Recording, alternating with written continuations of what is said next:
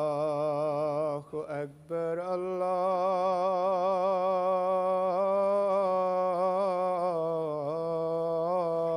الله أكبر الله أكبر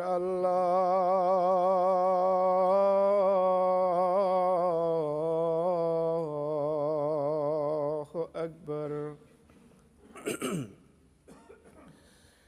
أشهد أن لا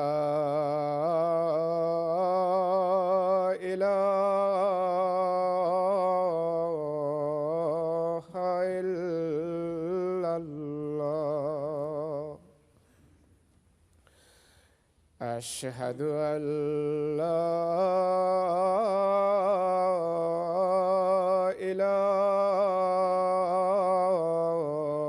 إله إلا الله أشهد أن محمدًا رسول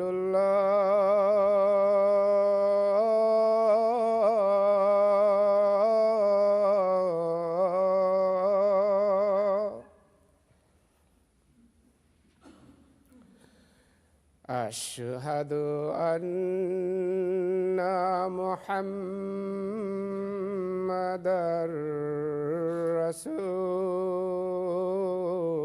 رسول الله حي على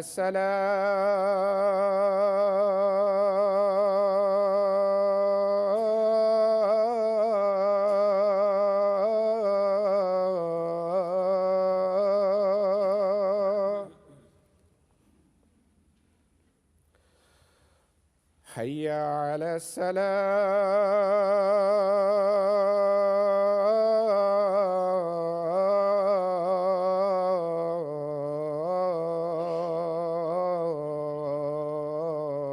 الصلاة حي على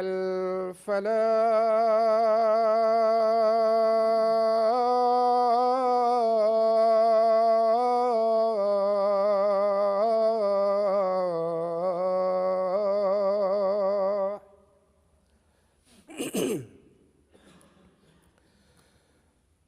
حي على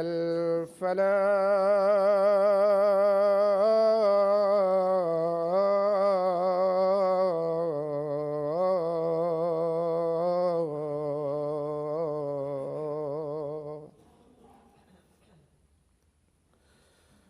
الله أكبر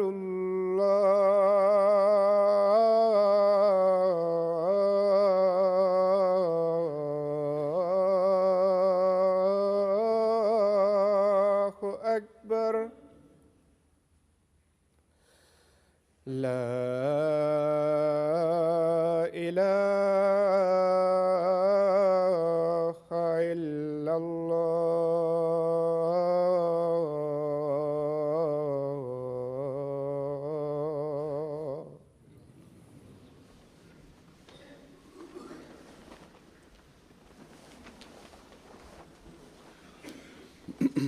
السلام عليكم ورحمة الله.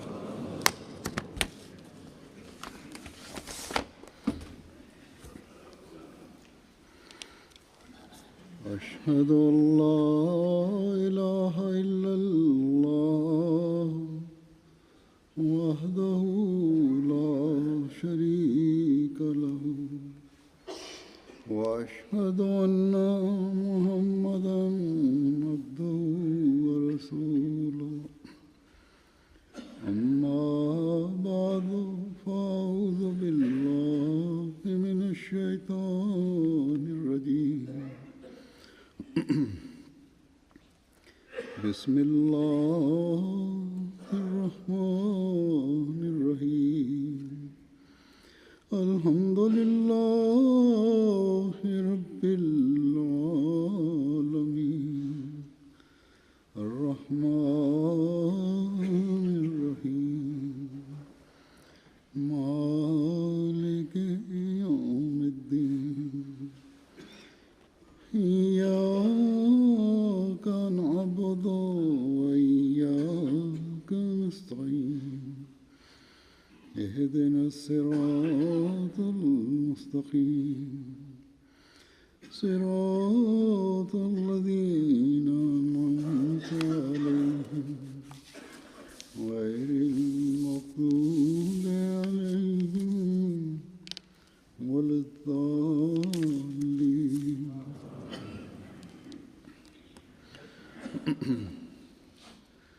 اللہ تعالیٰ اپنے ولیوں اور نیکی پر قائم رہنے والوں کی اولاد، در اولاد اور نسلوں کی بھی حفاظت فرماتا ہے اور انہیں نوازتا ہے، بشرطے کہ وہ اولاد اور نسل بھی نیکی پر قائم رہنے والی ہو۔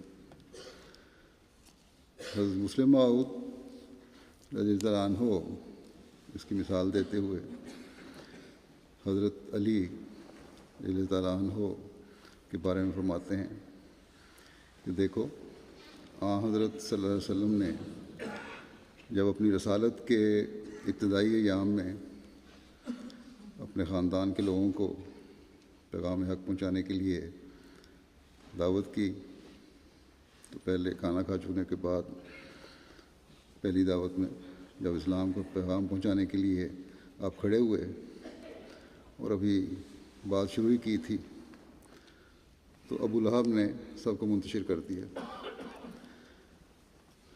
آپ صلی اللہ علیہ وسلم ان کی اس حرکت پر بڑے حیران ہوئے، لیکن مایوس نہیں ہوئے، چنانچہ آپ نے دوبارہ حضرت علی سے فرمایا کہ دعوت کا دوبارہ انتظام کرو۔ چنانچہ دوسری دفعہ آپ نے اسلام کا پیغام پہنچایا تو سب مجلس سناٹے میں آ گئے، سب خاموش تھے، کوئی نہیں بولا۔ آخر حضرت علی کھڑے ہوئے اور عرض کی کہ گو میں عمر میں سب سے چھوٹا ہوں، جو بھی لوگ اس مجلس میں بیٹھے ہوئے ہیں ان سب سے، لیکن میں جو آپ نے فرمایا ہے اس بارے میں آپ کا ساتھ دینے کے لیے تیار ہوں اور عہد کرتا ہوں کہ ہمیشہ ساتھ دوں گا۔ بہرحال اس کے بعد مکے میں مخالفت عروج پر پہنچ گئی، حضرت صلی اللہ علیہ وسلم کو ہجرت کرنی پڑی۔ اس وقت حضرت علی رضی اللہ عنہ کو ہی اللہ تعالیٰ نے یہ اس قربانی کی توفیق دی کہ حضرت صلی اللہ علیہ وسلم نے حضرت علی کو اپنے بستر پر لٹایا اور فرمایا تم یہاں لیٹے رہو تاکہ دشمن سمجھے کہ میں لیٹا ہوں۔ اس وقت حضرت علی نے یہ نہیں کہا کہ یا رسول اللہ دشمن باہر گھیرا ڈال کے کھڑا ہے، صبح جب انہیں پتہ چلے گا تو بعید نہیں کہ وہ مجھے قتل کر دیں، بلکہ بڑے اطمینان کے ساتھ حضرت علی آپ کے بستر پہ سو گئے، اور صبح جب کفار کو پتہ چلا تو انہوں نے حضرت علی کو بہت مارا پیٹا، لیکن بہرحال اس وقت تک حضرت صلی اللہ علیہ وسلم مکے سے ہجرت کر چکے تھے۔ حضرت علی کی اس قربانی نے انہیں کس قدر انعامات سے نوازا بعد میں، یہ تو حضرت علی کے یا نوازنا تھا، یہ حضرت علی کے علم میں نہیں تھا، سو کسی انعام کے لیے یا اللہ تعالیٰ کے فضلوں کو حاصل کرنے کے لیے انہوں نے قربانی نہیں دی تھی، بلکہ خالصتاً حضرت صلی اللہ علیہ وسلم کی محبت میں، عشق میں اور اللہ تعالیٰ کی رضا حاصل کرنے کے لیے قربانی دی تھی۔ اس وقت یہ صرف اللہ تعالیٰ کے علم میں تھا کہ انہیں اس قربانی کے بدلے میں کس قدر عزت ملنے والی ہے، اور نہ صرف حضرت علی کو بلکہ نیکیوں پر قائم رہنے والی آپ کی اولاد کو اور نسلوں کو بھی اللہ تعالیٰ عزت سے نوازے گا۔ حضرت علی پر پہلا فضل تو اللہ تعالیٰ نے یہ فرمایا کہ آپ کو حضرت صلی اللہ علیہ وسلم کی دامادی کا شرف حاصل ہوا۔ پھر حضرت صلی اللہ علیہ وسلم نے مختلف مواقع پر حضرت علی کے مختلف کاموں کی وجہ سے بڑی تعریف فرمائی۔ ایک دفعہ حضرت صلی اللہ علیہ وسلم جنگ کے لیے کسی جگہ تشریف جا رہے تھے تو حضرت علی کو مدینے میں رہنے کا حکم دیا۔ حضرت علی نے عرض کیا، یا رسول اللہ، آپ مجھے عورتوں اور بچوں کے ساتھ چھوڑ کے جا رہے ہیں؟ آپ نے فرمایا، اے علی، کیا تمہیں یہ پسند نہیں کہ تمہاری نسبت مجھ سے وہی ہو جو ہارون کی موسیٰ سے تھی؟ حضرت موسیٰ ہارون کو پیچھے چھوڑ کر گئے تھے، اس سے ہارون کی عزت کم نہیں ہوئی تھی۔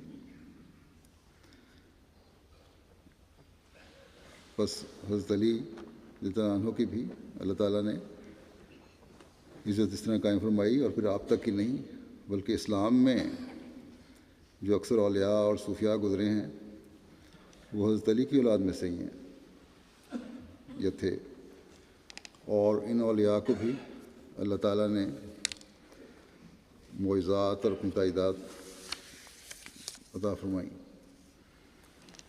حضرت مسلم موعود حضرت مسیح موعود علیہ السلام کے حوالے سے بیان فرماتے ہیں کہ حضرت مسیح موعود علیہ السلام سے میں نے ایک واقعہ سنا ہوا ہے، اور واقعہ یہ ہے کہ ہارون الرشید نے امام موسیٰ رضا کو کسی وجہ سے قید کر دیا اور ان کے ہاتھوں اور پاؤں میں رسیاں باندھ دیں۔ اس زمانے میں سپرنگ دار گدیلے تو نہ تھے، عام روئی کے گدیلے ہوتے تھے۔ ہارون رشید اپنے محل میں آرام سے ان آرام دہ گدیلوں پر سویا ہوا تھا کہ اس نے خواب میں دیکھا کہ رسول کریم صلی اللہ علیہ وسلم تشریف لائے ہیں اور آپ صلی اللہ علیہ وسلم کے چہرے پر غضب کے آثار ہیں۔ آپ نے فرمایا کہ ہارون رشید، تم ہم سے محبت کا دعویٰ کرتے ہو مگر تمہیں شرم نہیں آتی کہ تم آرام دہ گدیلوں پر گہری نیند سو رہے ہو اور ہمارا بچہ شدت گرما میں ہاتھ پاؤں بندھے ہوئے قید خانے کے اندر پڑا ہے۔ یہ نظارہ دیکھ کر ہارون رشید بےتاب ہو کر اٹھ بیٹھا اور اپنے کمانڈر کو ساتھ لے کر اسی جیل خانے میں گیا اور اپنے ہاتھ سے امام موسیٰ رضا کے ہاتھوں اور پاؤں کی رسیاں کھولی۔ انہوں نے ہارون رشید سے کہا کہ آپ تو اتنے مخالف تھے میرے، اب کیا بات ہوئی ہے کہ خود چل کر یہاں آ گئے ہیں؟ ہارون رشید نے اپنا خواب سنایا اور کہا، میں آپ سے معافی چاہتا ہوں، میں اصل حقیقت کو نہ جانتا تھا۔ اب دیکھو، مسلمان فرماتے ہیں، دیکھو اس زمانے میں اور رسول کریم صلی اللہ علیہ وسلم اور حضرت علی کے زمانے میں کتنا بڑا فاصلہ تھا۔ ہم نے کئی بادشاہوں کی اولادوں کو دیکھا ہے کہ وہ در بدر دھکے کھاتی پھرتی ہیں۔ کہتے ہیں، فرماتے ہیں کہ میں نے خود دلی میں ایک سکہ دیکھا جو پانی کی مشکیں اٹھایا کرتا تھا، پانی پلایا کرتا تھا، جو شاہان مغلیہ کی اولاد میں سے تھا۔ وہ لوگوں کو پانی پلاتا پھرتا تھا مگر اس میں اتنی حیا ضرور تھی کہ وہ مانگتا نہیں تھا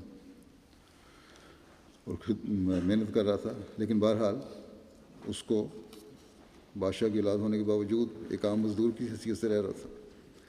دوسری طرف دیکھو حضرت علی رضی اللہ عنہ کی اولاد کو کہ اتنی پشتیں گزرنے کے بعد بھی خدا تعالیٰ ایک بادشاہ کو رویا میں ڈراتا ہے اور ان سے حسن سلوک کرنے کی تاکید کرتا ہے۔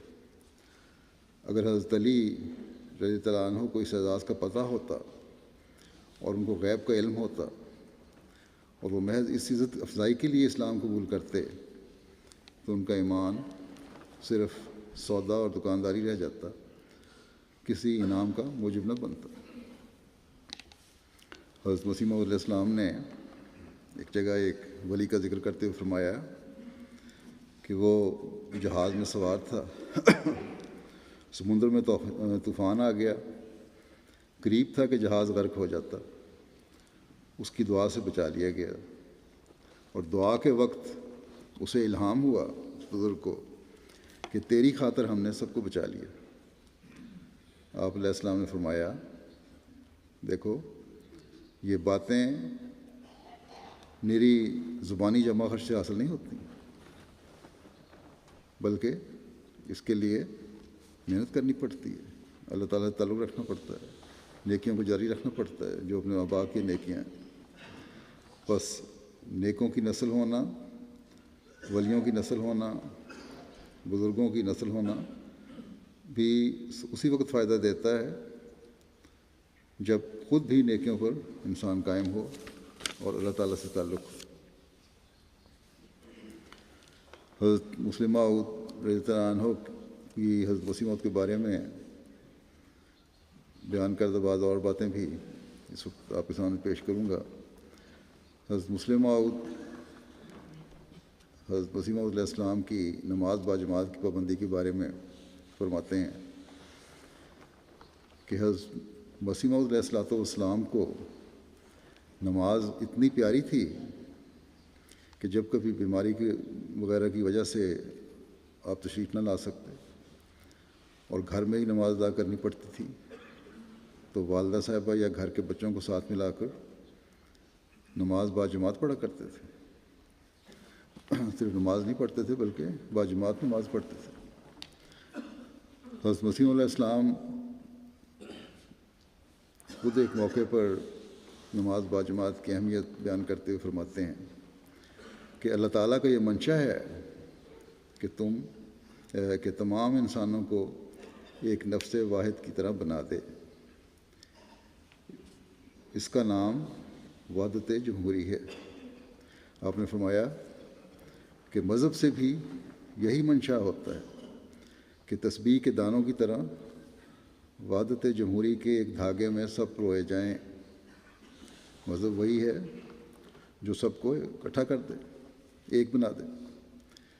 فرمایا کہ یہ نمازیں باجماعت جو ادا کی جاتی ہیں وہ بھی اس وحدت کے لیے ہی ہیں تاکہ کل نمازیوں کا ایک وجود شمار کیا جاوے، اور آپس میں مل کر کھڑے ہونے کا حکم اس لیے ہے کہ جس کے پاس زیادہ نور ہے وہ دوسرے کمزور میں سرایت کر کے اسے قوت دے، یعنی نمازی ایک دوسرے سے قوت حاصل کریں۔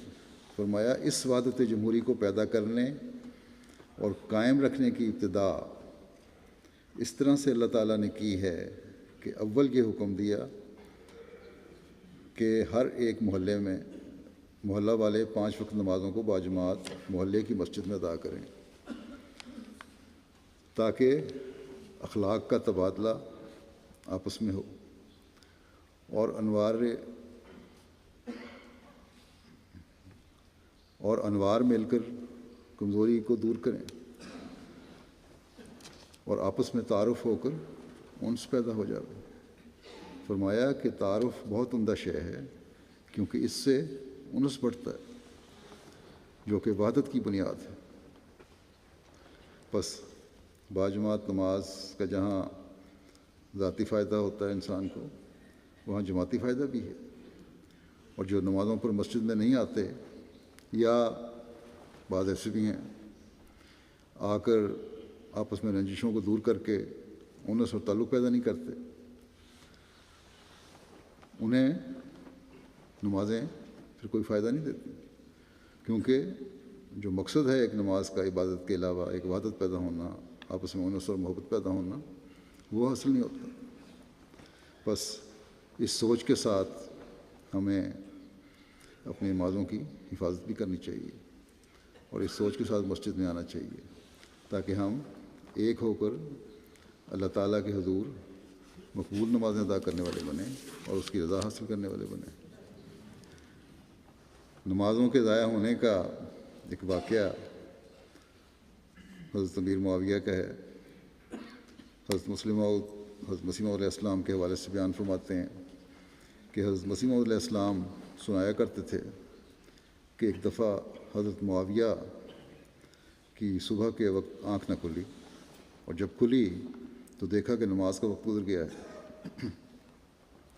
اس پر وہ سارا دن روتے رہے۔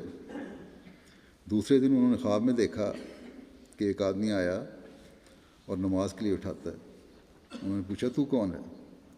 اس نے کہا شیطان ہوں جو تمہیں نماز کے لیے اٹھانے آیا ہوں۔ انہوں نے کہا تجھے نماز کے لیے اٹھانے سے کیا تعلق؟ یہ بات کیا ہے؟ اس نے کہا کہ کل جو میں نے تمہیں سوتے رہنے کی تحریک کی اور تم سوتے رہے اور نماز نہ پڑھ سکے، اس پر تم سارا دن روتے رہے، فکر کرتے رہے۔ خدا نے کہا کہ اسے نماز باجماعت پڑھنے سے کئی گنا ثواب دے دو، یعنی اس رونے کی وجہ سے اللہ تعالیٰ نے کئی گنا ثواب دینے کا حکم دیا فرشتوں کو۔ تو مجھے اس بات کا بڑا صدمہ ہوا، شیطان کہتا ہے کہ مجھے اس بات کا بڑا صدمہ ہوا کہ نماز سے محروم رکھنے پر تمہیں اور زیادہ ثواب مل گیا۔ آج میں اس لیے جگانے آیا ہوں کہ آج بھی کہیں تم زیادہ ثواب میں حاصل کر لو۔ تو آپ فرماتے ہیں کہ شیطان تب پیچھا چھوڑتا ہے جب کہ انسان اس کی بات کا توڑ کرتا ہے، اس سے وہ مایوس ہو جاتا ہے اور چلا جاتا ہے۔ بس ہمیں چاہیے کہ ہم بھی ہر موقع پر شیطان کو مایوس کریں اور اللہ تعالیٰ کی رضا حاصل کرنے کی حت المقدور کوشش کریں اور اس کے حکموں پر چلنے کی کوشش کریں، اپنی نمازوں کی حفاظت کریں اور وقت پر ادا کرنے کی کوشش کیا کریں۔ بعض دفعہ بعض لوگ جلد بازی میں سے کام لیتے ہوئے کسی بات کی گہرائی میں جائے بغیر اپنی رائے قائم کر لیتے ہیں، اور پھر بعض کمزور طبائع اس وجہ سے ٹھوکر بھی کھا جاتی ہیں۔ ایک واقعہ کا ذکر کرتے ہوئے حضرت مسلم موعود فرماتے ہیں کہ ایک دعوت میں نے ایک شخص کو بائیں ہاتھ سے پانی پینے سے روکا۔ بائیں ہاتھ سے پانی پی رہا تھا، میں نے اسے کہا کہ دائیں ہاتھ سے پیو اگر کوئی جائز عذر نہیں ہے تو اس نے کہا کہ حضرت صاحب یعنی حضرت مسیح علیہ السلام بھی بائیں ہاتھ سے پانی پیا کرتے تھے، حالانکہ حضرت صاحب کے ایسا کرنے کی ایک وجہ تھی، اور وہ یہ کہ آپ بچپن میں گر گئے تھے جس سے ہاتھ میں چوٹ آئی تھی، اور ہاتھ اتنا کمزور ہو گیا تھا کہ اس سے گلاس تو اٹھا سکتے تھے مگر منہ تک نہیں لے جا سکتے تھے۔ مگر سنت کی پابندی کے لیے یہ نہیں کہ اب سنت کی پابندی نہیں کرتے تھے، سنت کی پابندی کے لیے آپ گو بائیں ہاتھ سے گلاس اٹھاتے تھے مگر نیچے دائیں ہاتھ کا سہارا بھی دے لیا کرتے تھے۔ اپنے ہاتھ کی کمزوری کو خود حضرت مسیح علیہ السلام نے بھی ایک جگہ بیان فرمایا کہ ایک دفعہ میں کچھ غیروں کے سامنے احمدی نہیں تھے یا میرے مخالف تھے، بحث کے لیے آئے ہوئے تھے، میں نے گلاس یا پیالی چائے کی اٹھائی تو سامنے بیٹھے ہوئے غیر نے اعتراض کر دیا کہ آپ سنت پر عمل نہیں کرتے اور بائیں ہاتھ سے برتن پکڑ کر پینے کی کوشش کر رہے ہیں۔ حضرت مسیح موعود علیہ السلام خود فرماتے ہیں کہ جلد بازی نے اور بدظنی نے اس کو اس پر مجبور کر دیا کہ مجھ پر اعتراض کرے، حالانکہ میرا ہاتھ چوٹ کی وجہ سے کمزور ہے اور میں دائیں ہاتھ سے پکڑ کر پیالی منہ تک نہیں لے جا سکتا، لیکن نیچے دائیں ہاتھ ضرور رکھ لیتا ہوں۔ تو دشمن کو جہاں جلد بازی بدظنی کروا رہی ہے اور وہاں اپنے جو ہیں ان کی ناسمجھی اور جلد بازی کی سوچ اس بات پر حاوی ہو گئی ہے کہ نعوذ باللہ حضرت مسیح علیہ السلام خلاف سنت کو ہی حرکت کر رہے ہیں، حالانکہ وجہ معلوم کرنی چاہیے تھی ان کو، اور جب مسلم موعود نے روکا تو رک جانا چاہیے تھا اور پوچھنا چاہیے تھا اس کی کیا وجہ تھی۔ بہرحال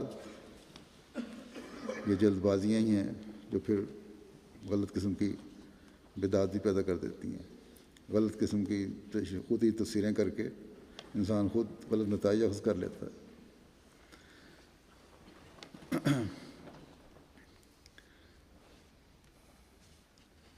اب ایک اور واقعہ توکل کے حوالے سے بیان کرتا ہوں۔ اس کا ذکر کرتے ہوئے حضرت مسلم موعود حضرت مسیح علیہ السلام سے سنے ہوئے ایک واقعہ کا ذکر فرماتے ہیں. فرمایا کہ حضرت مسیح موعود علیہ السلام سے ایک بات میں نے بارہا سنی ہے. آپ ترکیہ کے سلطان عبد الحمید خان کا جو معزول ہو گئے تھے ذکر کرتے ہوئے فرمایا کرتے تھے کہ سلطان عبد الحمید خان کی ایک بات مجھے بڑی پسند ہے. جب یونان سے جنگ کا سوال اٹھا تو ان سلطان کے وزراء نے بہت سے عذرات پیش کیے. دراصل سلطان عبد الحمید خان کا منشا تھا کہ جنگ ہو، مگر وزراء کا منشا نہیں تھا، اس لیے انہوں نے بہت سے عذرات پیش کیے. آخر انہوں نے کہا جنگ کے لیے یہ چیز بھی تیار ہے اور وہ بھی چیز بھی تیار ہے، لیکن اہم چیز کا ذکر کر کے کہہ دیا کہ فلاں امر کا انتظام نہیں ہو سکا جو جنگ کے لیے ضروری ہے. یہ وزراء مشورے دے رہے تھے. مسلم فرماتے ہیں یوں سمجھ لو کہ انہوں نے کہا، اور غالباً یہی کہا ہوگا کہ تمام یورپین طاقتیں اس وقت اس بات پر متحد ہیں کہ یونان کی امداد کریں اور اس کا ہمارے پاس کوئی علاج نہیں ہے. حضرت مسیح موعود علیہ السلام فرمایا کرتے تھے کہ جب وزراء نے اپنا مشورہ پیش کیا اور مشکلات بتائیں اور کہا کہ فلاں چیز کا انتظام نہیں، تو سلطان عبد الحمید نے جواب دیا کہ کوئی خانہ تو خدا کے لیے بھی چھوڑنا چاہیے. حضرت مسیح موعود علیہ السلام سلطان عبد الحمید کے اس فکرے سے بہت ہی لطف اٹھاتے تھے اور فرمایا کرتے تھے کہ مجھے اس کی یہ بات بہت پسند ہے. تو مومن کے لیے اپنی کوششوں میں سے ایک خانہ خدا کے لیے بھی چھوڑنا ضروری ہوتا ہے. اور در حقیقت سچی بات یہ ہے کہ مومن کبھی بھی ایسے مقام پر نہیں پہنچتا، بلکہ دراصل کوئی شخص بھی ایسے مقام پر نہیں پہنچتا جب وہ کہہ سکے کہ اب کوئی رستہ کمزوری کا باقی نہیں رہا اور ہر چیز میں ایک پرفیکشن پیدا ہو گئی ہے. اگر کوئی انسان کہے کہ میں اپنا کام ایسا مکمل کر لوں کہ اس میں کوئی رخنا اور سوراخ باقی نہ رہے، تو یہ حماقت ہوگی. حضرت مسلم فرماتے ہیں مگر اسی طرح یہ بھی حماقت ہے کہ انسان اسباب کو بالکل نظر انداز کر دے، کہ ظاہری چیزوں کا سامان کا انتظام نہ کرے. تو انہوں نے فرمایا کہ اس وقت یورپین قومیں پہلی حماقت میں مبتلا ہیں، یعنی خدا کا خانہ بالکل چھوڑ دیا ہے، اور مسلمان دوسری حماقت میں کہ غلط قسم کا توکل کر کے ہاتھ پیر ہلانے چھوڑ دیے ہیں. عموماً مغربی قومیں خدا کو بھول گئی ہیں، اور مسلمان بھی عموماً اپنے معاملات میں عملاً اللہ کے توکل کے نام پر محنت نہیں کرتے یا غلط قسم کے استنباط کرنے لگ جاتے ہیں. اس لیے عموماً نوجوانوں کے یہاں بھی ذہنوں میں یہ سوال اٹھتے رہتے ہیں کہ ترقی یافتہ قومیں خدا سے دور جا کر شاید ترقی کر رہی ہیں، اور مسلمان مذہب کی وجہ سے انحطاط کا شکار ہو رہے ہیں، جبکہ حقیقتاً مسلمان اپنے نکمے پن اور توکل کے غلط تصور کی وجہ سے اپنی ساکھ کھو بیٹھے ہیں اور کمزوری کا شکار ہو رہے ہیں. اور جہاں کچھ کرتے ہیں وہاں بھی غلط اپروچ ہے ان کی بالکل. حضرت مسیح موعود علیہ السلام فرماتے ہیں کہ قرآن کریم کی آیت ہے کہ وَفِي السَّمَاءِ رِزْقُكُمْ وَمَا تُوعَدُونَ،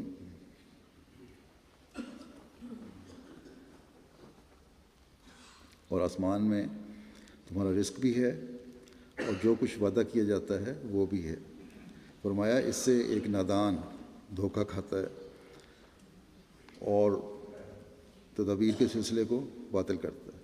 مسلمان سمجھتے ہیں کہ اللہ تعالیٰ نے فرما دیا آسمان میں تمہارا رزق ہے اور جو تمہیں وعدہ دیا جاتا ہے وہ ملے گا، اس لیے کچھ کرنے کی ضرورت نہیں، اللہ تعالیٰ خود ہی سب کچھ بھیج دے گا.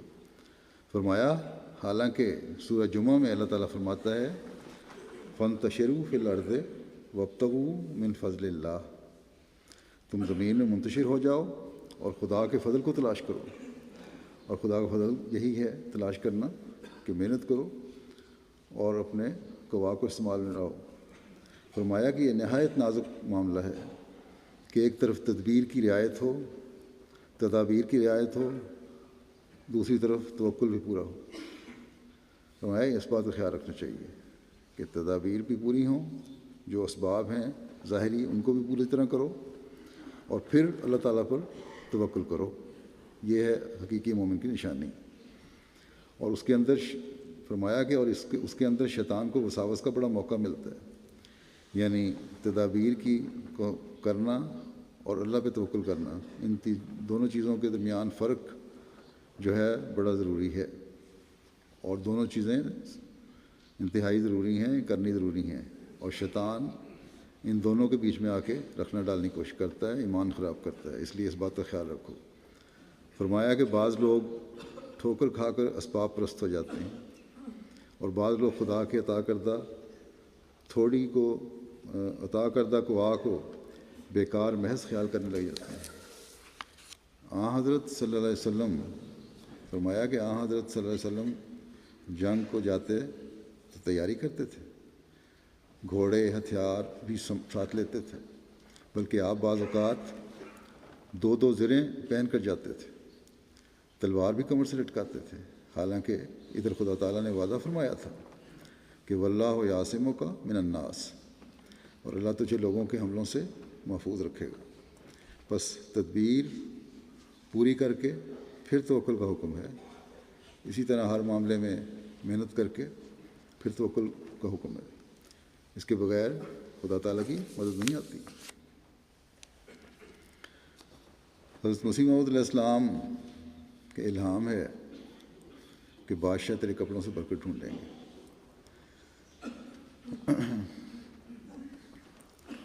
اس کی ایک بڑی خوبصورت تشریح حضرت مسلم موعود نے فرمائی ہے جو میں بیان کرتا ہوں۔ آپ فرماتے ہیں کہ اس نے خود، یعنی اللہ تعالیٰ نے خود حضرت مسیح موعود علیہ السلام کو الہام فرمایا ہے کہ بادشاہ تیرے کپڑوں سے برکت ڈھونڈیں گے، اور جب وہ وقت آئے گا کہ بادشاہ حضرت مسیح موعود علیہ السلام کے کپڑوں سے برکت ڈھونڈیں گے تو وہ کون سے احمق ہوں گے، آپ مخاطب ہو کے فرما رہے ہیں اپنے سامنے بیٹھے ہوں کو، جو تم سے برکت حاصل نہیں کریں گے۔ کپڑے تو بے جان چیز ہیں اور تم جاندار ہو۔ اس وقت سامنے آپ کے بعض صحابہ بھی ہوں گے، بعض تابعی بھی ہوں گے، تبع تابعین بھی ہوں گے۔ فرمایا کون سے احمق ہوں گے جو تم سے برکت حاصل نہیں کریں گے، کپڑے تو بے جان چیز ہیں اور تم جاندار ہو۔ جب وہ وقت آئے گا کہ بادشاہ حضرت مسیح موعود علیہ السلام کے کپڑوں سے برکت ڈھونڈیں گے تو آپ کے صحابہ اور تابعین اور پھر تبع تابعین سے بھی ان کے درجات کے مطابق برکت حاصل کی جائے گی۔ کیا تم نے دیکھا نہیں کہ حضرت امام ابو حنیفہ رسول کریم صلی اللہ علیہ وسلم کے کتنے فاصلے پر تھے، یعنی کتنے عرصے دیر بعد پیدا ہوئے، لیکن بغداد کے بادشاہ ان سے برکت ڈھونڈتے تھے، بلکہ صرف انہی سے برکت نہیں ڈھونڈتے تھے بلکہ ان کے شاگردوں سے بھی برکت ڈھونڈتے تھے۔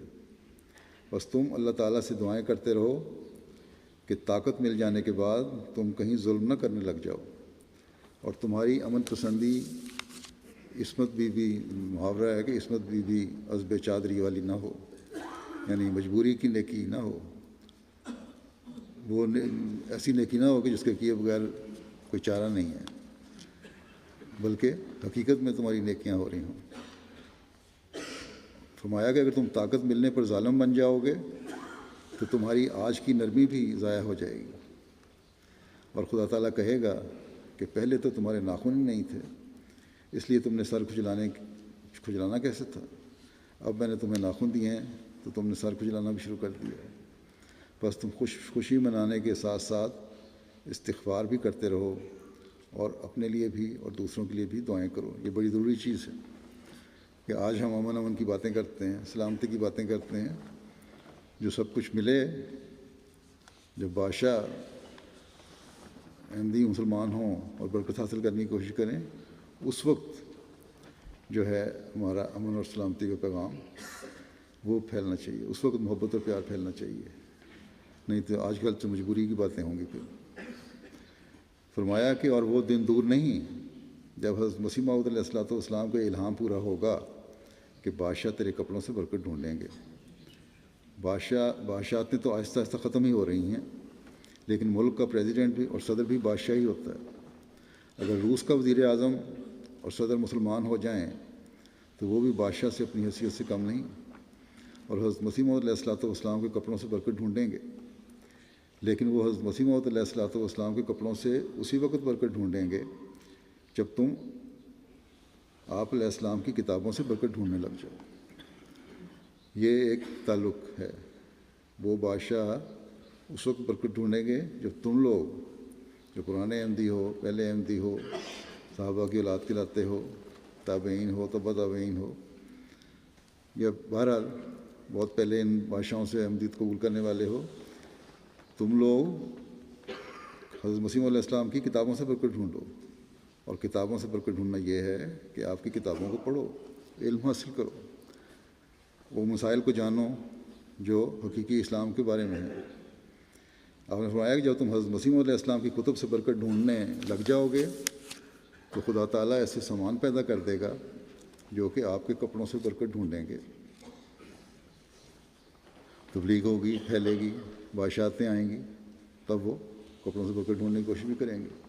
لیکن پھر آپ نے فرمایا انجمن کو مخاطب ہو کر کہ حضرت مسیح علیہ السلام کے تبرکات ہیں، کپڑے ہیں، ان کو صحیح طرح رکھنے کا انتظام نہیں ہے۔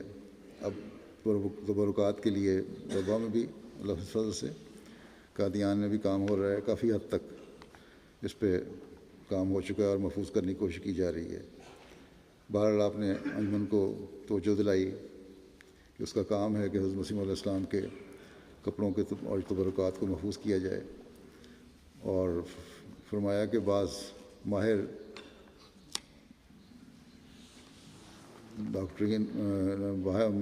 ڈاکٹروں کو یا اسپیشلسٹ کو بلایا جائے جو اس بات پر غور کریں کہ حضرت مسیح علیہ السلام کے کپڑے کس طرح محفوظ کیے جا سکتے ہیں۔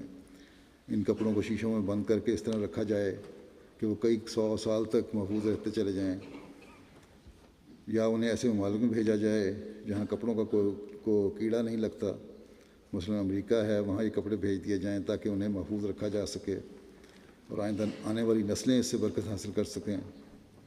حضرت مسیح علیہ السلام کی فرمایا کہ حضرت مسیح علیہ السلام کی وفات کے بعد والدہ صاحبہ کی خواہش تھی کہ عمر میں بڑا ہونے کی وجہ سے آپ کی علیہ صلی اللہ بکافن عبدہ والی انگوٹھی مجھے ملے۔ ہم 3 بھائی تھے اور 3 ہی انگوٹھیاں تھیں، مگر باوجود خواہش کے حضرت ام المومنین حضرت اماں جان نے کرہ ڈالا۔ اور عجیب بات یہ ہے، حضرت مسلم فرماتے ہیں کہ عجیب بات یہ ہے، کرہ 3 بار ڈالا اور تینوں دفعہ علیہ السلام والی انگوٹھی میرے نام نکلی، اور غرست لقا بیدی و رحمتی و قدرتی والی انگوٹھی میاں بشیر احمد صاحب کے نام نکلی جو مسلم موت کے دوسرے بھائی تھے، اور تیسری انگوٹھی جو وفات کے وقت حضرت مسیح علیہ السلام کے ہاتھ میں تھی، پہنی ہوئی تھی، اس پر مولا بس لکھا ہوا تھا، تینوں دفعہ میاں شریف احمد صاحب کے نام نکلی۔ اب دیکھو کتنا خدائی تصرف ہے کہ ایک بار کرہ ڈالنے میں غلطی ہو سکتی ہے، لیکن 3 بار ڈالا گیا اور تینوں دفعہ میرے نام علیہ السلام بکافن عبدہ کی انگوٹھی نکلی، اور میاں بشیر احمد صاحب کے نام ورثت لقا یدی و رحمتی و قدرتی والی انگوٹھی نکلی، اور میاں شریف احمد صاحب کے حصے میں وہ انگوٹھی آئی جس پر مولا بس لکھا ہوا تھا۔ حضرت مسلم فرماتے ہیں کہ میں نے نیت کی ہوئی تھی کہ میں علیہ صلی اللہ بکافن عبدہ والی انگوٹھی جماعت کو دے دوں گا، لیکن میں اس وقت تک اسے کس طرح دے دوں جب آپ فرما رہے ہیں، اس وقت آپ فرما رہے ہیں کہ نظام ہی نہیں تمہارے پاس اس کو محفوظ کرنے کا، جب تک کہ وہ اس کی نگرانی کی ذمہ داری نہ لے لے جماعت۔ اگر وہ انگوٹھی میرے بچوں کے پاس رہے تو وہ کم سے کم اسے اپنی ملکیت سمجھ کر اس کی حفاظت تو کریں گے، لیکن میرا دل چاہتا ہے کہ میں یہ انگوٹھی اپنے بچوں کو نہ دوں بلکہ جماعت کو دے دوں۔ اس کے لیے میں نے ایک اور تجویز بھی کی ہے کہ اس انگوٹھی کا کاغذ پر عکس لے لیا جائے اور بعد میں اسے زیادہ تعداد میں چھپا لیا جائے، پھر نگینے والی انگوٹھیاں تیار کی جائیں، لیکن نگینہ لگانے سے پہلے گڑے میں اس عکس کو دبا دیا جائے۔ اس طرح ان انگوٹھیوں کا حضرت مسیح علیہ السلام کی انگوٹھی سے براہ راست تعلق ہو جائے گا، گویا علیہ السلام بکافی نقد نگ بھی ہوگا اور وہ عکس بھی نگ کے نیچے دبا ہوا ہوگا۔ پھر اس قسم کی انگوٹھیاں مختلف ممالک میں بھیج دی جائیں، مثلا ایک انگوٹھی امریکہ میں رہے، ایک انگلینڈ میں رہے، ایک سوئٹزرلینڈ میں رہے، اس طرح ایک انگوٹھی دوسرے ممالک میں بھیج دی جائے، تا اس طرح ہر ملک میں حضرت مسیح علیہ السلام کا تبرک محفوظ رہے۔ بعد میں پھر آپ نے فیصلہ یہی فرمایا کہ علیہ السلام والی انگوٹھی خلافت کو دے دی جائے، اور آپ نے فرمایا کہ میرے بعد جو بھی خلیفہ ہو اس کو یہ میری انگوٹھی دے دی جائے۔ اس طرح وہ آگے چلتی جا رہی ہے۔ فرماتے ہیں کہ پچھلے دنوں مجھے حضرت مسیح علیہ السلام کی ایک پرانی تحریر ملی تھی، میں نے وہ تحریر انڈونیشیا بھیج دی تا اس امانت کو وہاں محفوظ رکھا جائے اور اس سے وہاں کی جماعت برکت حاصل کرے۔ اب انڈونیشیا والے ہی بتا سکتے ہیں کیا وہ تحریر محفوظ ہے ان کے پاس یا نہیں۔ فرمایا کہ مگر الہام میں کپڑوں کا ذکر ہے، یعنی خدا تعالیٰ نے آپ کو یہ الہام فرمایا تھا کہ بادشاہ تیرے کپڑوں سے برکت ڈھونڈیں گے، اس لیے چاہیے کہ ہم حضرت مسیح علیہ السلام کے کپڑوں کو ایسی جگہوں پر بھجوا دیں جہاں کیڑا نہیں لگتا، تاکہ وہ زیادہ لمبے عرصے تک محفوظ رہیں۔ پھر آپ نے نوجوانوں کو فرمایا کہ نوجوانوں کو چاہیے کہ وہ آگے آئیں اور اپنی ذمہ داری کو سمجھیں، کیونکہ نئی نئی چیزیں، نئے انتظامات نوجوان زیادہ بہتر رنگ میں کر سکتے ہیں، کیونکہ وہ پڑھے لکھے بھی ہوں گے، نئی روشنی کے لحاظ سے، نئی تعلیم کے لحاظ سے، سائنس کے لحاظ سے۔ اور فرمایا کہ اس کو پھر اسلام کی خدمت کے لیے استعمال کریں، تاکہ آپ کو بھی یہ دن دیکھنا نصیب ہو کہ ان کی وجہ سے ملکوں کے ملک محمد رسول اللہ صلی اللہ علیہ وسلم پر ایمان لائے۔ حضرت مسیح علیہ السلام نے یہ کتب کا ذکر ہوا، اس بارے میں کس طرح ابتدا میں کتب شائع کی جاتی تھیں بیان کروں۔ جب کتب تحریر فرما رہے تھے، ابتدائی زمانہ تھا، وسائل بہت کم تھے، اس وقت کی تصویر کشی کرتے ہوئے حضرت مسلم موعود رضی اللہ عنہ بیان کرتے ہیں کہ کس طرح حضرت مسیح علیہ السلام کاتبوں کے نخرے برداشت کرتے تھے اور کس طرح معیار اچھا رکھنے کی کوشش فرماتے تھے۔ اس بارے میں آپ فرماتے ہیں حضرت میر مہدی حسن صاحب کے بارے میں، پہلے یہ احمدی نہیں تھے، جس زمانے کا ذکر ہے وہ پہلے اس زمانے کا جب یہ احمدی نہیں تھے، کہ میر صاحب حضرت مسیح علیہ السلام کے زمانے میں چھپائی کے انچارج تھے۔ جب حضرت مسیح علیہ السلام کی کسی کتاب کی کاپی چھپتی تو بڑے غور سے پڑھتے تھے۔ یہ بات کا زمانہ ہے، کہیں مثلاً اگر کہیں فل سٹاپ بھی غلط جگہ لگا ہوتا تو اس کاپی کو تلف کر دیتے اور نئی لکھواتے۔ اس طرح کام کرنے والے 2-4 دن تک، جب تک کہ نئی کاپی تیار نہ ہوتی، یوں ہی بیٹھے رہتے۔ اس زمانے کا پریس کا بھی اور لکھنے کا نظام بھی اور طرح کا تھا، آج کل کی طرح نہیں کہ کمپیوٹر پہ بیٹھے اور فوراً پرنٹنگ کر دی۔ اس کے باوجود بھی شمار غلطیاں ہوتی ہیں آج کل بھی۔ بہرحال کہتے ہیں پھر جب وہ تیار ہوتی تو پھر وہ دیکھتے، اور اگر کوئی غلطی دیکھتے تو پھر اسے تلف کر دیتے، اور اس وقت کتاب چھپنے نہ دیتے جب تک کہ انہیں یقین نہ آتا کہ اب اس میں کوئی غلطی نہیں ہے۔ حضرت مسیح علیہ السلام دریافت فرماتے ہیں کہ اتنی دیر کیوں لگی کتاب چھپنے میں؟ تو وہ کہتے کہ حضور ابھی پروف میں بڑی غلطیاں ہیں۔ حضرت مسیح علیہ السلام بھی صاف اور اچھی چیز چاہتے تھے، اس لیے آپ کبھی بھی اس بات کا خیال نہ فرماتے کہ مزدور اور کام کرنے والے یوں ہی بیٹھے ہیں اور مفت کی تنخواہیں کھا رہے ہیں۔ اس بات کی فکر نہیں تھی کہ جو لکھنے والے ہیں یا دوسرے کام کرنے والے یوں ہی بیٹھے ہیں، بلکہ کیونکہ اچھی کوالٹی چاہیے تھی، اس لیے آپ کہتے ٹھیک ہے، معیار اچھا ہونا چاہیے، اگر یہ چند دن فارغ بیٹھ کر تنخواہ بھی لے لیں تو کوئی حرج نہیں۔ بلکہ آپ کی بھی یہ خواہش ہوتی تھی کہ لوگوں کے سامنے اچھی چیز پیش ہو۔ پھر حضرت مسیح علیہ السلام کی یہ بھی عادت تھی کہ کتاب میں ذرا نقص ہوتا تو اس کو پھاڑ دینا اور فرمانا دوبارہ لکھو۔ کاتب نے پھر کتاب لکھنی، اور اگر کہیں ذرا بھی نقص ہوتا تو اسے پھاڑ دینا، اور جب تک اچھی کتابت نہ ہوتی اس وقت تک مضمون چھپنے کے لیے نہ دینا۔ حضرت مسیح علیہ السلام جن سے کتابت کرواتے تھے وہ شروع میں تو احمدی نہیں تھے، لیکن بعد میں احمدی ہو گئے، ان کا لڑکا بھی احمدی ہو گیا۔ ان میں یہ خوبی تھی جو کتابت کرنے والے کہ وہ حضرت مسیح علیہ السلام کی قدر پہچانتے تھے، اور حضرت مسیح علیہ السلام ان کی قدر پہچانتے تھے۔ باوجود غیر احمدی ہونے کے جب بھی حضرت صاحب کو کتابت کی ضرورت ہوتی انہیں قادیان بلایا جاتا، جن سے بھی کتابت کرواتے تھے وہ۔ فرمایا کہ اس زمانے میں تنخواہیں کم ہوتی تھیں، 25 روپے ماہوار اور روٹی کے لیے الاؤنس ملتا تھا۔ ان کی یہ عادت تھی کہ کتابت کرنے والے کی کہ جب کام ختم ہونے کے قریب پہنچتا تو انہوں نے حضرت مسیح موعود علیہ السلام کے پاس آنا اور کہنا، حضور سلام عرض کرنے آیا ہوں، مجھے اب گھر جانے کی اجازت دے دیں۔ تو آپ نے فرمانا کہ کیوں، اتنی جلدی کیا پڑی ہے، کتابیں چھپ رہی ہیں ابھی تو انہوں نے کتابت کی ضرورت ہے ہمیں کاتبوں کی، تو انہوں نے کہنا حضور ضرور جانا ہے۔ آپ نے فرمانا ابھی تو کچھ کتابت باقی ہے۔ کہنا حضور روٹی پکانی پڑتی ہے یہاں، تو اس پر سارا دن صرف ہو جاتا ہے، اور روٹی پکایا کروں یا کتابت کیا کروں، سارا دن روٹی پکانے میں لگ جاتا ہے۔ حضرت مسیح موعود علیہ السلام نے فرمانا، اچھا آپ کی روٹی کا میں لنگر سے انتظام کروا دیتا ہوں۔ اس طرح ان کو 35 روپے تنخواہ بھی مل جاتی اور روٹی بھی مفت مل جاتی۔ کچھ دن کے بعد انہوں نے پھر حضرت صاحب کی خدمت میں حاضر ہو کر کہنا کہ حضور سلام عرض کرنے آیا ہوں، جانے کی اجازت چاہتا ہوں۔ حضرت صاحب نے پوچھنا کیوں، کیا بات ہے؟ کہنا حضور لنگر کی روٹی بھی کوئی روٹی ہے، دال الگ ہے، پانی الگ ہے، اور نمک ہے ہی نہیں۔ یہاں بھی بعض دفعہ اس طرح آج کل پک جاتی ہے، اور کسی وقت اتنی مرچیں ڈال دینی کہ آدمی کو سوکھی روٹی کھانی پڑتی ہے۔ یہ روٹی کھا کر کوئی انسان کام نہیں کر سکتا۔ آپ نے فرمانا اچھا تو بتاؤ کیا کروں پھر؟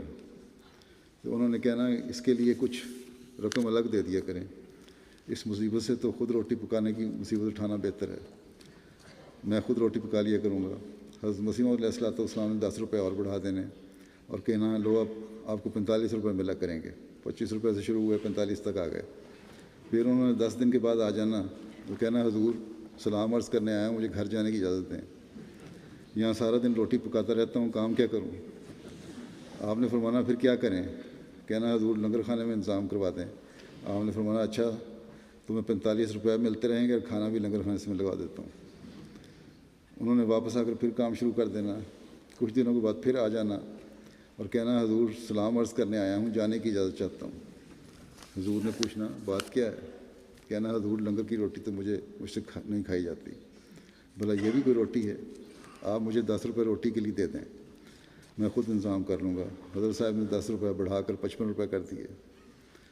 چونکہ وہ حضرت صاحب کی طبیعت سے واقف تھے، انہوں نے اپنے لڑکے کو سکھایا ہوا تھا کہ میں تیرے پیچھے ڈنڈا لے کر بھاگوں گا اور تو شور مچاتے ہوئے حضرت صاحب کے کمرے میں گھس جانا، اور اس طرح کہنا۔ چنانچہ باپ نے ڈنڈا لے کر اس کے پیچھے بھاگنا اور اس نے شور مچاتے اور چیختے چلاتے ہوئے حضرت صاحب کے کمرے میں گھس جانا اور کہنا حضور مار دیا مار دیا۔ اتنے میں والد نے بھی آ جانا اور کہنا باہر نکل تیری خبر لیتا ہوں۔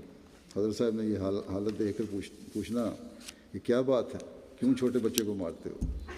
کہنا حضور 7-8 دن ہوئے اس کو جوتی لے کر دی تھی، وہ اس نے گم کر دی ہے، اس وقت میں خاموش رہا، پھر لے کر دی، وہ بھی گم کر دی۔ اب مجھ میں طاقت کہاں ہے کہ اس کو اور جوتی لے کر دوں؟ میں ایسے سزا دوں گا، اگر آج سزا نہ دی تو کل پھر جوتی گم کر دے گا۔ حضرت صاحب نے فرمانا میاں بتاؤ جوتی کتنے کی آتی ہے؟ کہنا حضور 3 روپے کی۔ حضرت صاحب نے فرمایا اچھا 3 روپے لے لو اور اس کو کچھ نہ کہو۔ 3 روپے لے کر واپس آ جانا، 4 دن بھی نہیں گزرے ہوں گے، پھر لڑکے نے شور مچانا۔ حضرت صاحب کمرے میں گھس جاتا تھا شور مچاتا ہوا، انہوں نے پھر لاٹھی لے کر اس کے پیچھے پیچھے آنا اور کہنا بالکل کہنا باہر نکل۔ اس دن پھر حضرت صاحب کہنے پر چھوڑ دیا، تو آج تجھے نہیں چھوڑوں گا، یہ کہتے اسے۔ حضرت صاحب نے پوچھنا کیا بات ہوئی، کیوں بچے کو مارتے ہو آج؟ اس نے کہنا حضور اس دن تو میں نے آپ کے کہنے پر چھوڑ دیا تھا، آج اس سے نہیں چھوڑنا، آج پھر یہ جوتی گم کر آیا ہے۔ حضرت صاحب نے فرمانا اسے نہ مارو، جوتی کی قیمت مجھ سے لے لو۔ پھر انہوں نے جو رقم بتانی وصول کر کے لے جانی اور کہنا حضور میں نے اس پر چھوڑنا تو نہیں تھا، لیکن آپ کے فرمانے پر چھوڑ دیتا ہوں۔ غرض اس طرح انہوں نے کرتے رہنا، لیکن کتابت ایسی اچھی کرتے تھے کہ حضرت مسیح موعود علیہ السلام انہی سے اپنی کتابیں لکھوایا کرتے تھے، اور یہ پسند نہیں کرتے تھے کہ کسی معمولی کاتب سے کتاب لکھوا کر خراب کی جائے، کیونکہ اس طرح کتاب کا معیار لوگوں کی نظر میں کم ہو جاتا ہے۔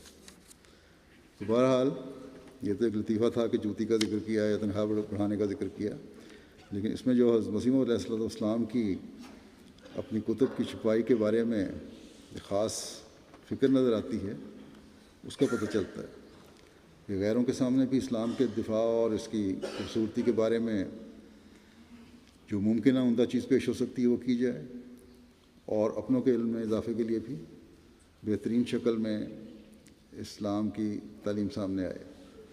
بس حضرت مسیح علیہ السلام کی کتب کو ہمیں خاص طور پر پڑھنے کی کوشش کرنی چاہیے، انہی سے ہمارا دینی علم بھی بڑھے گا اور ہمیں تبلیغ کا شوق بھی پیدا ہوگا، ہمارے علم میں برکت بھی پڑے گی، اور دنیا کو ہم اسلام کے جھنڈے تلے لانے کے قابل ہوں گے۔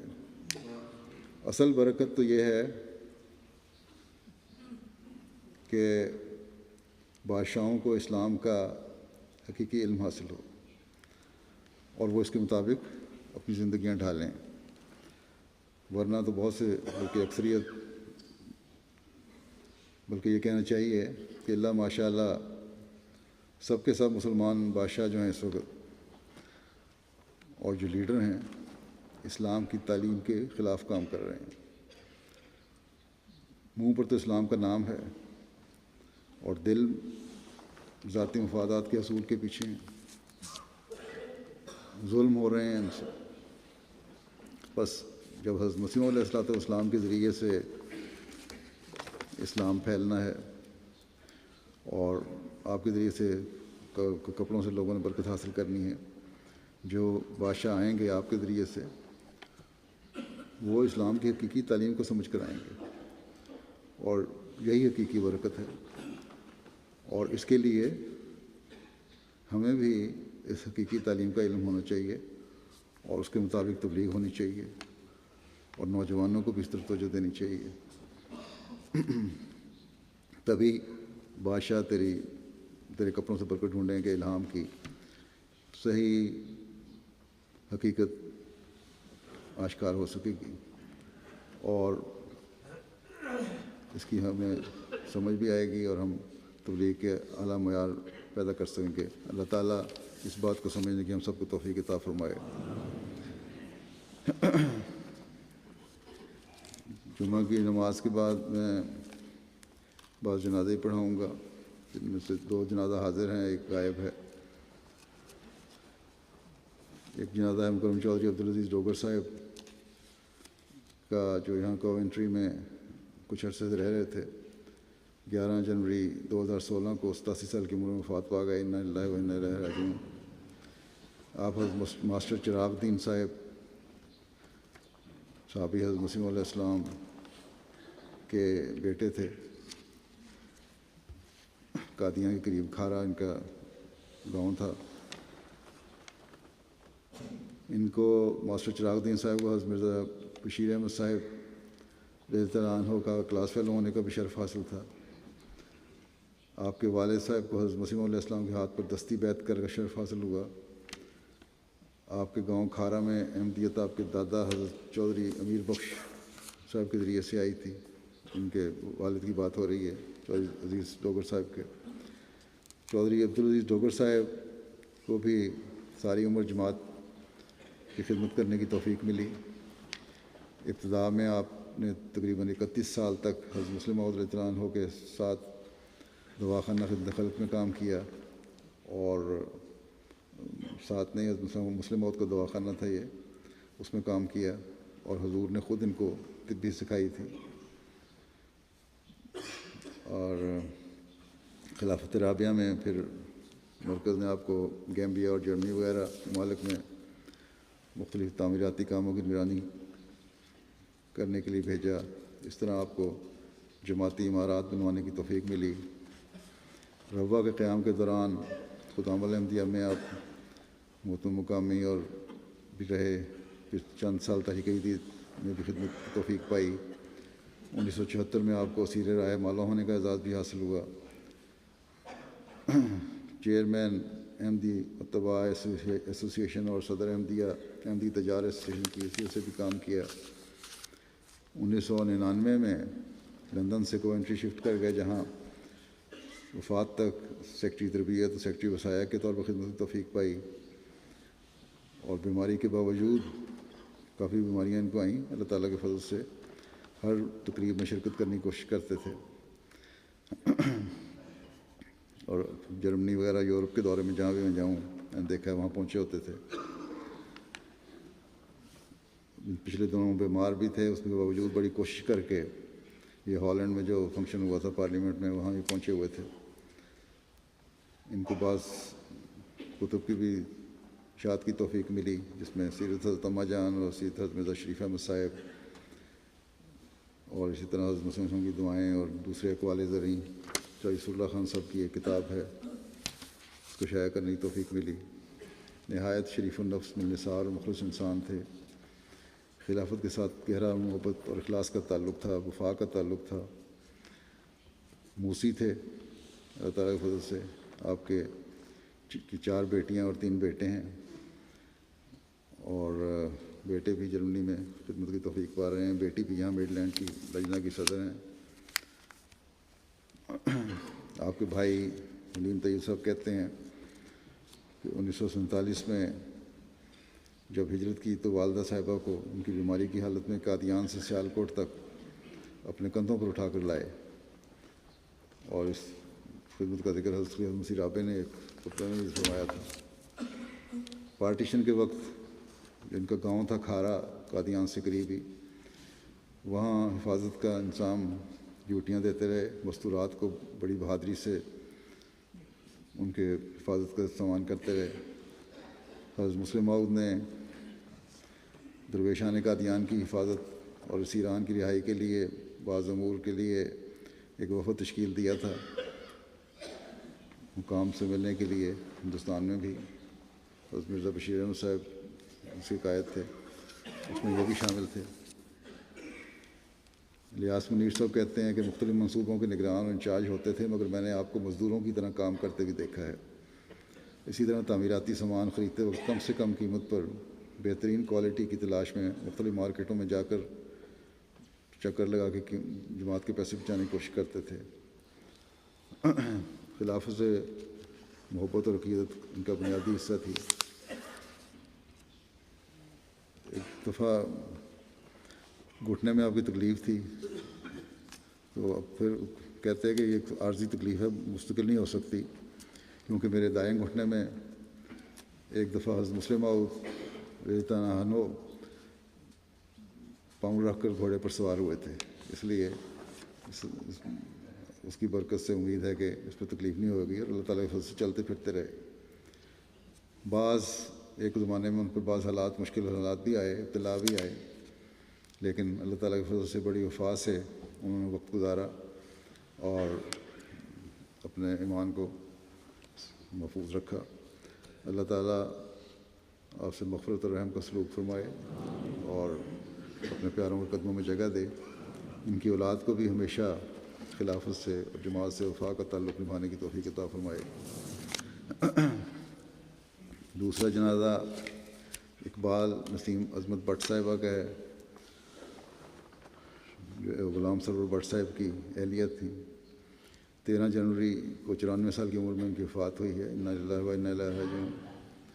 آپ حضرت کرم الہی صاحب صحابی حضرت مسیم علیہ السلام کڑیاں والا کی پوتی، حضرت میرا بخش صاحب کی نواسی اور حضرت شیخ محمد بخش صاحب رئیس اعظم کڑیاں والا کی بہو تھیں، جن کے لیے حضرت مسیم علیہ السلام نے نظم ایک نہ ایک دن پیش ہوگا تو فنا کے سامنے لکھ کر بھجوائی تھی. مرحومہ نہایت نیک صالحہ، نمازوں کے پابند، ملنسار، مہمان نواز، ہر ایک کی مدد کرنے والی خاتون تھیں. خلافت کے ساتھ عقیدت کا تعلق تھا. موسیہ تھیں. اپنے پیچھے 3 بیٹے اور 2 بیٹیاں چھوڑی ہیں. ان کے بیٹے نسیم افضل بٹ، نہ بیٹے نہیں، ان کی بھتیجے ہیں جو رجل نویر ہیں. اللہ تعالیٰ ان سے مغفرت اور رحم کا سلوک فرمائے. ایک جنازہ غائب ہے جو مکرمہ صدیقہ صاحبہ اہلیہ قریشی محمد شفیع عابد صاحب درویش قادیان کا ہے. یہ 6 جنوری 2016 کو طویل علالت کے بعد 99 سال کی عمر میں وفات پا گئیں. انا للہ و انا الیہ راجعون. آپ حضرت منشی مہر الدین صاحب پٹواری صحابی حضرت مسیم علیہ السلام کی پوتی اور حکیم عبید اللہ صاحب کی بیٹی تھیں. شادی تقسیم ملک سے پہلے ہوئی تھی. بعضاں کچھ عرصے کے لیے ہجرت کر گئیں پاکستان چند سالوں کے لیے، اور پھر پہلے قافلہ میں قادیان واپس آ گئیں اور اپنے شوہر کے ساتھ ہمیشہ درویشی کی زندگی گزاری.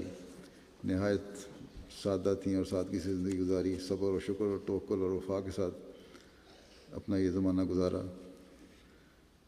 چند وصیت تھیں. اس کے علاوہ باوجود اتنی زیادہ کشائش نہ ہونے کے مالی تحریکات میں بڑھ چڑھ کر حصہ لیتی. تہجد گزار تقوی شعار خاتون تھیں. بچوں کو محلے کے بچوں کو قرآن کریم پڑھاتی تھیں. خلافت سے محبت و وفا کا تعلق تھا. ان کے پسماندگان میں 2 بیٹے اور 5 بیٹیاں ہیں. ایک بیٹے قریشی افضل صاحب قادیان میں نائب ناظر اشاعت ہیں. ایک بیٹے قریشی محمد رحمۃ اللہ صاحب آڈیٹر میں خدمت کی توفیق پا رہے ہیں. ایک داماد قادیان میں سلسلہ کی خدمت کر رہے ہیں. ایک داماد لاہور میں مربی سلسلہ ہیں. اللہ تعالیٰ مرحومہ کے درجات بلند فرمائے اور ان کی اولاد کو بھی وفا سے خدمت کرنے کی توفیق عطا فرمائے.